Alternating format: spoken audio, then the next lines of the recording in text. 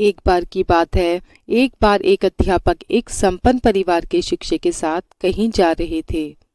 तो उस शिक्षक को कुछ मजाक सूझा, क्योंकि उसको रास्ते में किसी गरीब मजदूर के जूते दिखाई दिए। उसने अध्यापक से कहा, गुरुजी, अगर हम इन जूतों को छुपा दें तो कितना मजा आएगा। देखते हैं कि मजदूर पर इसका क्या प्रभाव पड़ता है। अब उसको तो मजाक सूझ रहा था, लेकिन गुरुजी ने कहा कि नहीं, गरीब इंसान के साथ इस तरह का भद्दा मजाक करना ठीक नहीं है।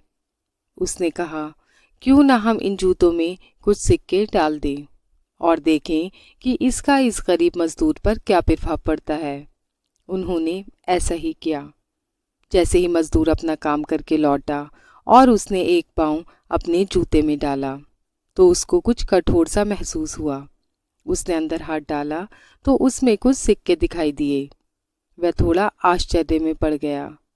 आसपास किसी को देखा तो कोई भी दिखाई नहीं दिया। वापस उसने दूसरा पैर अपने जूते में डाला और वापस उसको उसमें कुछ सिक्के दिखाई दिए।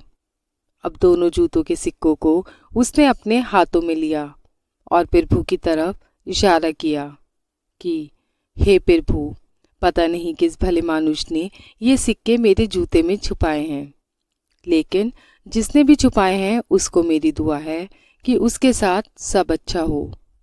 इन पैसों से मैं अपने बच्चों और पत्नी के लिए कुछ खाना और दवाइयाँ ला सकूँगा। और इतना बोलकर वह चला गया। इस बात को शिष्य और अध्यापक दोनों ही सुन रहे थे।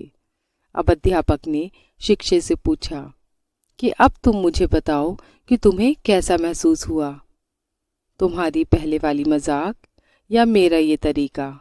तो उसने कहा कि गुरुजी, मैं आपसे क्षमा चाहता हूँ। अब मुझे समझ आ गया है कि सच्ची खुशी किस चीज़ में है। जब हम किसी का मजाक उड़ाते हैं तो हमें कुछ पल का आनंद मिलता है और साथ ही उस व्यक्ति की बद्दुआ भी मिलती है। लेकिन अगर हम किसी की मुश्किल परिस्थिति में मदद करते हैं और जिसकी भी हम मदद करते हैं उसको भी नहीं पता कि हमने उसकी मदद की है, लेकिन अंदर ही अंदर हमें पता है कि हमने उस इंसान की मदद की है। यही सच्ची खुशी है। जब हम दूसरों को खुशी देते हैं तो हमें सच्ची खुशी मिलती है। इसी तरह खुशियाँ बांटते रहिए, लोगों की मदद करते रहिए और दान करते रहिए। जिसकी भी आप काबिल हों, जितना भी आपसे बन पड़े, दान करें, लेकिन दान ज़रूर करें। इसका मतलब ये नहीं है कि आपको अनिवार्य रूप से बहुत सारे रुपए दान करने ही चाहिए, क्योंकि हर किसी की ज़रूरत अलग अलग हो सकती है।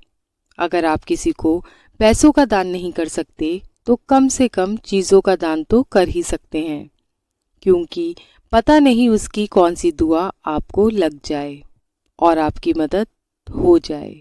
ये कहानी आपको पसंद आई हो तो इसे लाइक कीजिए और मेरे चैनल को सब्सक्राइब कीजिए।